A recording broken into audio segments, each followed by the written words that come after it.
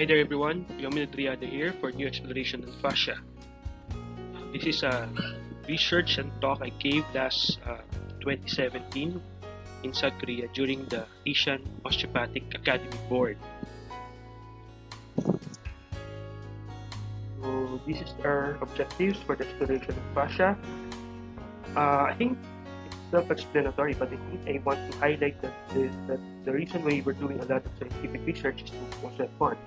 Why become physiotherapists, why become osteopaths, why become fitness instructors, etc., etc. I think we got into a profession that is more like an interaction-based profession. So we always interact with different people, clients, professionals along the way, and then it's it's really important for us to have fun with this profession, or else nakakabuwang. Kung sasabihin mo natin lahat ng gagawin mo is evidence-based, pwede naman. But the thing is, uh, what is the main reason why you become a therapist in the first place?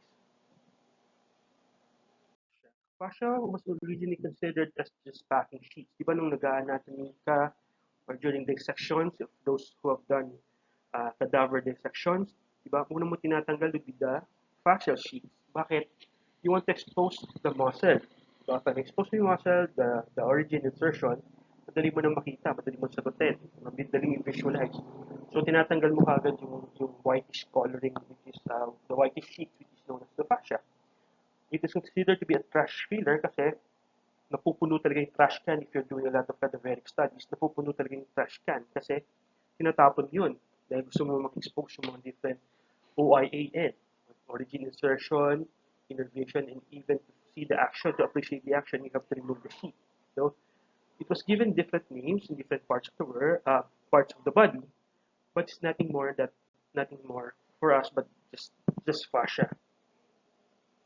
Pero for most committees like the Anatomical Nomenclature Committee, ANC, and then Federative Committee on Anatomical uh, Terminology or FCAT, FCAT, okay, they want to standardize the nomenclature for fascia. Kasi hindi mo pwedeng sabihin fascia, all over the body fascia. So, kumbaga para sa kalsada, okay, wala kang ibang binigay na pangalan. So, saan mo nakita? Sa kalsada.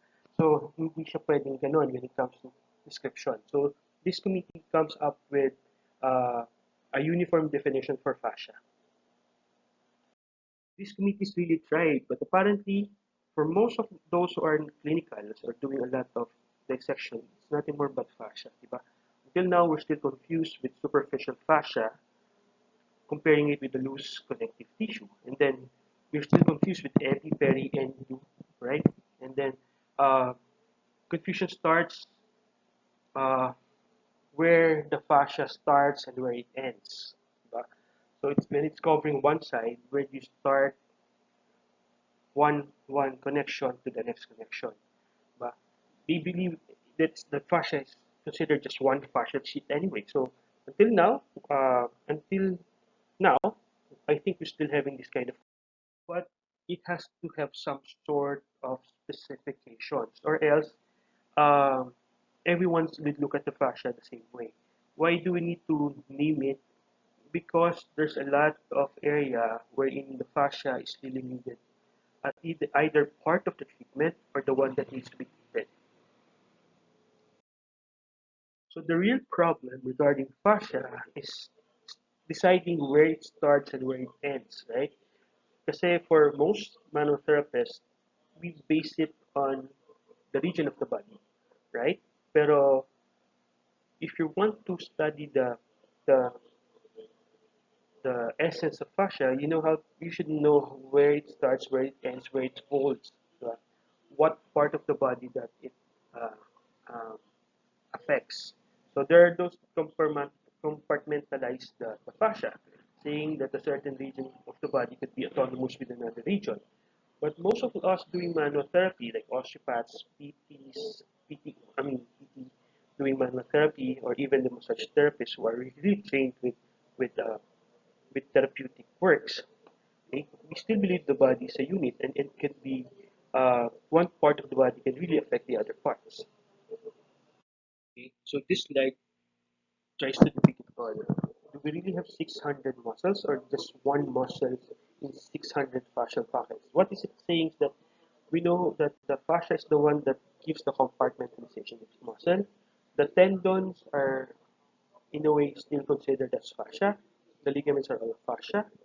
So ang nagkakaroon lang ng differentiation when it comes to the muscle actually is the fascial pockets. When it comes to monotonic muscle is just muscle, right? We're not discussing here the type 1, type 2, and type 3 muscle types. What we're saying here is when you see a muscle bulk, you know that it's a muscle bulk, right? After many studies regarding fascia, okay, there's a group that started the Fascial Congress in 2007. Okay? Fascia is now defined as a soft tissue component of connective tissue system that permeates the whole body. Okay? And that when you say permeates, it means moving to, through, and around the body. Meaning to say, this doesn't cover the body, but it also clears muscle, it moves around the body, and goes through the body. Okay? It also be considered a fibrous collagenous tissue, which is part of the body-wide tensional force transmission system. When you say force, uh, wide tensional force transmission system, right? When a part of the body contracts, okay, a set of uh, fascial networks in the stabilizer and in the um, antagonist muscles are getting some signals so that that part would either be tensing or be relaxing.